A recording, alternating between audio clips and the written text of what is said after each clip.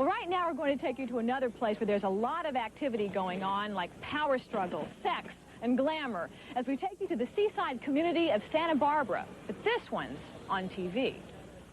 You are the most evil, sadistic woman who ever lived. So who are you going to make miserable next? There is nothing in this world I wouldn't do for you. You disgust me, Gina. Marry you, you're idiotic. I can tear you apart. Seems like any old day to me. Now, how could all of that intrigue be happening in the peaceful seaside community of Santa Barbara? Well, actually, that's mild compared to everything else that goes on, because things really heat up here at NBC's Studio 11 in Burbank, where they tape one of the hottest soaps on daytime television. In its third season, Santa Barbara tells the tale of the Capwell and Lockridge families and all the lust, greed, murder, betrayal, and steamy affairs that come into their lives every day. So you can sleep during our honeymoon. I'll go out shopping. Just leave me your credit card. With a colorful cast of characters and creative writing, Santa Barbara has added a new dimension to the tried and true soap formula: wit, sophistication, and humor. Oh, my goodness. You are a cold-hearted, blanket-snatching, sharp-tongued shrew. Oh, kiss me.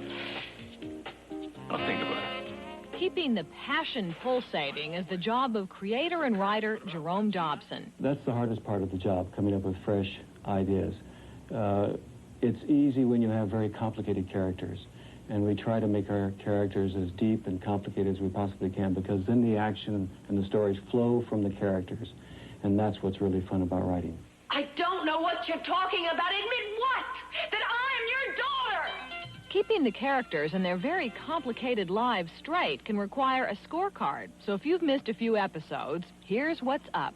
Sophia and the Cece characters had been married and had 3 children together. Sophia disappeared. I won't even get into why or how. But the whole story now is after a lot of problems and heartbreaks, that they are desperately in love and the only people that exist for each other. And we've gotten right down to our wedding day, and there's a villainess on the show. His name is Gina. And she is keeping us apart because she's blackmailing us with a tape that would free our daughter of murder charges. Well, I had an affair with my stepson, and then my husband kicked me out. I've been very angry about that ever since, and now I'm blackmailing him into remarrying me. He took my son away, which was our son that we had both adopted, but I'm getting him back for that, too. I once poisoned Mason. I guess he wasn't doing and saying what I thought he should. We have a perfect relationship. Cruz and Eden are completely in love with each other, and everything's fine, except that the one thing they did wrong is they both married other people. My husband tried to kill me at SeaWorld. He got married to a wife who went to a mental institution because she got pills planted in her jewelry box. And then we got back together, and then his ex-girlfriend came in from out of town because... And she feels guilty because she tried to drown the girlfriend that Cruz had before her. Got it? Well, if you think the storylines are complex, putting this soap opera together is just as intense. The transformation. This is the best group of people. It is fun. You know, you get to, like, indulge a lot of fantasies that in real life you can't afford to.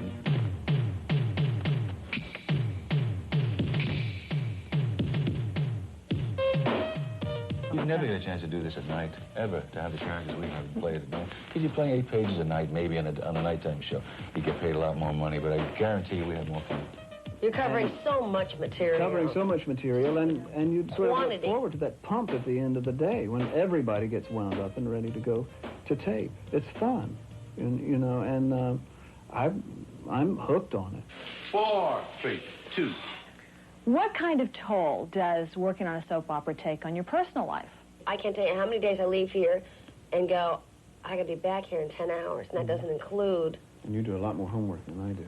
It doesn't include going home and studying the script. So what I really do is I go home, I take an hour off, I go back to the script, I go to bed, I get back up, and I do it all over again. By the time you do that 5, 6 days in a row, for 2, 3 months in a row, you start to go cuckoo. And your personal life looks like downtown Beirut on a holy day. Another challenge presented are the steamy bedroom scenes on Santa Barbara that occur at the drop of a robe. Well, let's pretend. What? Let's pretend that we like each other very much. It's really strange. It's like kissing for money, you know? Snuggling for dollars.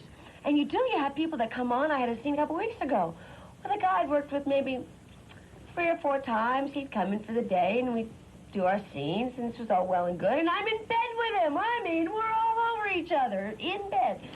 It's strange. But how far can they go? As far as we're concerned, the writers, there are very few limits. Scenes generally are sexier with people's clothes on than those naked scenes. Although there seems to be no limit on sex, there always seems to be a hold on happiness. Deceitful, lying, two-faced. I've never met such a heartless scum. How dare you?